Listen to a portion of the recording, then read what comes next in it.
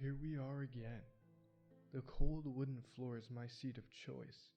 My lower back and knees start to ache only about 30 minutes in.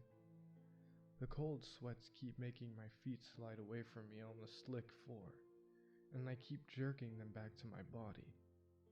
Already a crick begins to settle in my neck from the tension of stretching it up to see over my bed that is between the window and I. There is a red irritation on the side of each bicep from wrapping my arms around my knees and pulling them into my chest. Worst of all, my eyes. My eyes are dry and feel like they are on fire. They look like a red lightning storm is raging in my pupils. As I count down, I get so excited when I get to 1 so that I can blink and get that millisecond of relief. After a while, blinking makes my eyes burn even worse. 3, 2, 1. Blink. There he is. Same spot as last night.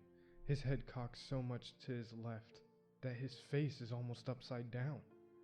Jet black, medium length hair that dangles from the contortion of his head and blows slightly in the wind and rain. He boasts the same outfit, a black sports jacket and a white v-neck underneath. The jacket has a few rips and tears while the white shirt has turned almost to a rust color with black and red smudges on it. His eyes are solid black, so much so that I wasn't sure if they were always open and always watching or always closed.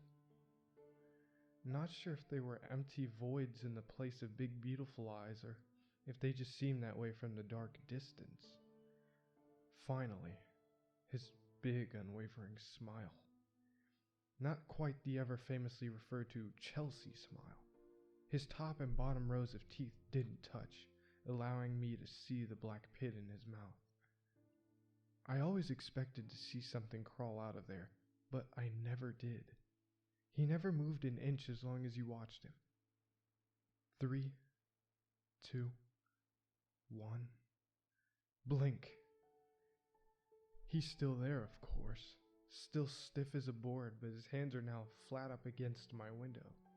His abhorrent, long, pointy fingers seem to span the width of the window. He's waiting for me to close my eyes or look away for just a second.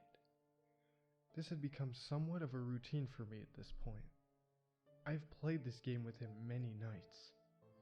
I had a system.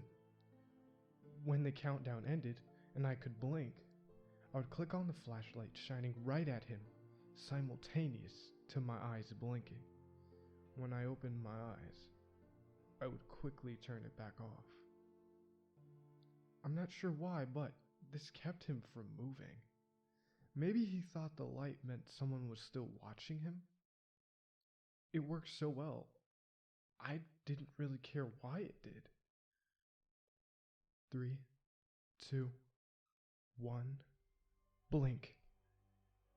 When I open my eyes and click off my flashlight, I see he is still there, still in the exact same position, but with a slight difference. The tips of his fingers were bowed in, so that his needle-like fingertips are making a scratching motion against the window. Not bad, he doesn't seem as aggressive as other nights. But then I noticed 10 hairline fracture lines in the glass. He moved more than I thought. He's making his move to get in. My eyes are starting to fade in what was already a dark room. They're getting heavy. I don't know how much longer I can stay awake. My lids are fluttering so much, it's like watching an old film, watching him fade slowly in, out of frame. My voice is starting to tremble as I count down, and my hands begin to rattle the flashlight. This is no time for panic. This game has rules. I have a system. As long as I play by the rules and remain vigilant, I can live to play another day. I will not lose tonight. 3, 2, 1. Black. I've closed my eyes. I realize after what seemed like a mere 2 seconds but I couldn't be sure. My flashlight was laying on the wood floor next to me. I'm staring at an empty window. He's gone. Damn it, where did he go? I could see where he huffed his warm breath against the thin, transparent pane. The cracks in the glass were still there, but the window was intact, so at least I knew he isn't in the room with me. Even if I drifted off to sleep for a second, I'm awake now. My body feels like it's been both set aflame and buried with ice. I feel so numb that I can't even move. My wide eyes beginning to tear up, setting my tortured and dry eyes ablaze. My teeth grit. The strain is proving too much for my head. It's throbbing. I want to cry out, but I can't. I keep my eyes open, fixed on the window. Being able to see him there had been some source of comfort, but now he's gone.